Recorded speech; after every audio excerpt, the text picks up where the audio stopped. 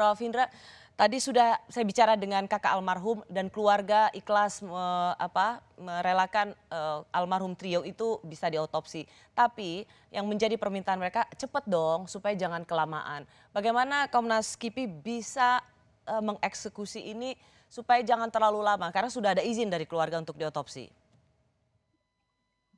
Tentunya semua proses memerlukan waktu dan ini juga kasus khusus sehingga persiapan yang diperlukan harus matang karena kita harus lakukan dalam 1 hari. Hmm. Ya, Jadi bagaimana bahwa itu harus dengan prinsip kehati-hatian, matang. betul, betul. Jadi Kapan bisa janji bahwa itu bisa dieksekusi, Prof. Hindra? rencananya Senin depan. Senin. Karena kita harus menyiapkan ruangannya, menyiapkan peralatannya, menyiapkan reagennya, menyiapkan zat kimianya untuk menentukan penyebab kan tidak mudah Mhm. karena datanya hanya minimal. Jadi apa yang harus kita siapkan harus lengkap supaya sekali kita melakukan pemeriksaan tinggal menunggu hasilnya. Hasilnya pun tidak akan cepat juga karena memang memerlukan analisis yang mendalam Oke, karena kita datanya. bicara hari ini hari Kamis tanggal 21 Mei, Ya, berarti kira-kira kalau hari Senin itu kira-kira tanggal masih 5 hari lagi ya, ya, ya, ya, Prof. Hindra. ya. Dan tadi Prof. Hindra sudah langsung mengatakan hasilnya pun tidak bisa terlalu lama. Adakah Betul. timeline yang bisa diberikan penelitian supaya masyarakat bisa mendapat kejelasan? Kenapa saya menanyakan ini? Saya tahu bahwa meneliti segala sesuatu yang bersifat sains tidak bisa terburu-buru, tetapi kita juga berkejaran dengan waktu.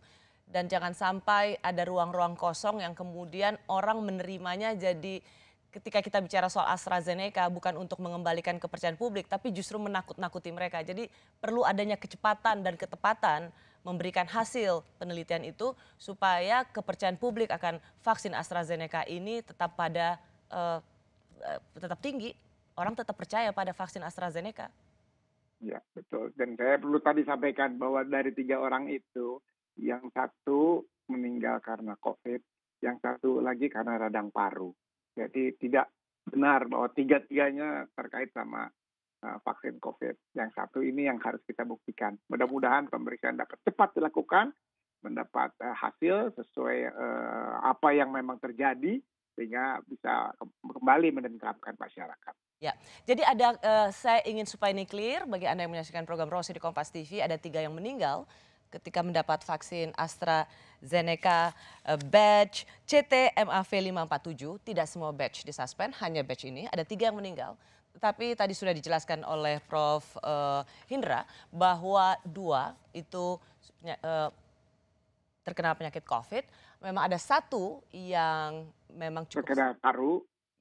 Ya, ada 1 yang memang kenapa diotopsi dari 3 yang meninggal karena ini memang butuh penelitian lebih lanjut demi supaya ada keterbukaan dan transparansi apa yang terjadi karena memang ia sehat saja, masih berusia muda karena negara-negara Eropa justru mengusulkan vaksin AstraZeneca ini buat mereka yang di usia rentangan seperti itu.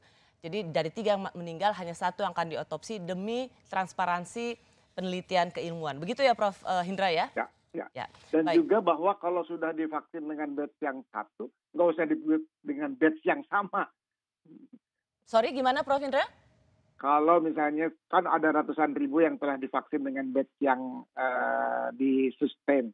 Itu untuk vaksinasi berikutnya nggak usah pakai vaksin batch yang sama.